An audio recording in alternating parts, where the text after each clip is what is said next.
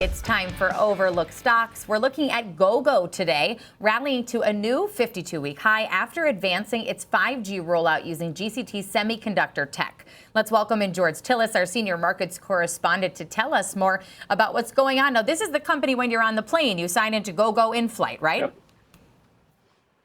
Yeah, I mean, you're obviously aware, Marley, of the business and their technology. And again, from an in-flight perspective, if you're looking for broadband connectivity, you could certainly pay or a monthly or a one-time use for Gogo services to basically have broadband on your flight. And one of the things about the business itself is they've been expanding and their network of cell towers. So what they're doing is they're going to be bringing 5G connectivity for voice and, of course, other cellular services to in-flight activity or in-flight communications. They've been going through some mergers and acquisitions. They bought a company called Satcom in the last year, and this is expanding the satellite communications capability of Gogo, which is in the process of installing at least 170 ground towers. And effectively, their business really doesn't have a lot of competition, at least yet, to speak of. They typically focus more on the smaller regional carriers. You also obviously see them in the larger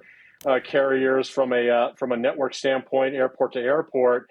But companies like Starlink are certainly competitors that have the ability to compete with Gogo, but they really haven't encroached on their marketplace as of yet. And if you look at the earnings call last April, since then the stock is up tremendously. Up in the last year, it's up 52%. Year to date, up 78%. And it looks like the 5G capabilities of the business are starting to test positive. The technology milestones that they're achieving is actually going to be very accretive to top line sales. So I can see why the stock has been higher tremendously this year, particularly since April and May.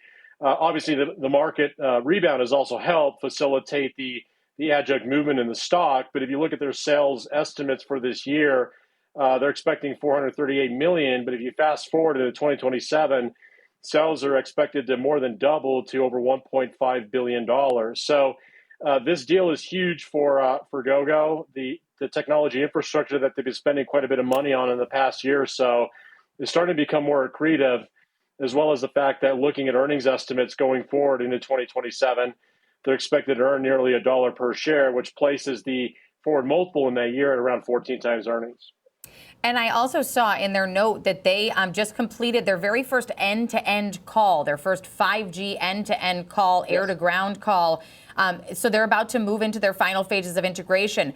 You know, obviously this is very important, but does this mean also that the person next to me is going to be taking phone calls while I'm on the plane? Well, that's quite a possibility. Ideally speaking, it's a service people want or willing to pay for. So if that's the case, either for a single flight use or for recurring revenue, monthly subscription for frequent flyers, I think this is great for Gogo. It may not necessarily be good for the passenger sitting next to somebody who's talking on the phone, but nonetheless, it's an important milestone for the business because they're basically selling a service at the willingness to pay of the customer. And like I said, for the most part, there isn't much competition to speak of. They are the go-to, no pun intended, company when it comes to in-flight communications, broadband, and now cellular. There may be some challenges down the road, maybe some FCC rules and regs that change. But right now, they seem to be the player. And for what it's worth, the company's market cap right now at around $1.6 billion is still quite low. And the short interest, I noticed, as of the last 30 days, is around 17% of sales. So I think the other thing we're seeing here is a bit of a manifestation of a short squeeze as well. Because, again, you don't want to be short on a stock that has very positive earnings growth, as well as, like I said, looking at the 2027 revenue estimates, they're more than double this year. So that's quite meaningful as well. And those are for 27, they're more than double. So they're seeing quite a bit of room to grow in Gogo. That's right. Yeah. So you don't see much room to grow. You don't see many of the analysts change their outlook for the growth between 2025 and 2026, but you do see a meaningful jump going into 2027. So the price obviously is moving first. I think the price is sort of reacting to the positive outlay of the CapEx that Gogo is committed towards. But, one would say maybe the stock is a little extended, at least in the short term. So a mild pullback would be clearly, potential. But nonetheless, this may be a game changer for the business overall, considering the estimates for revenue in 2027, which are quite high compared to this year and even for 2026.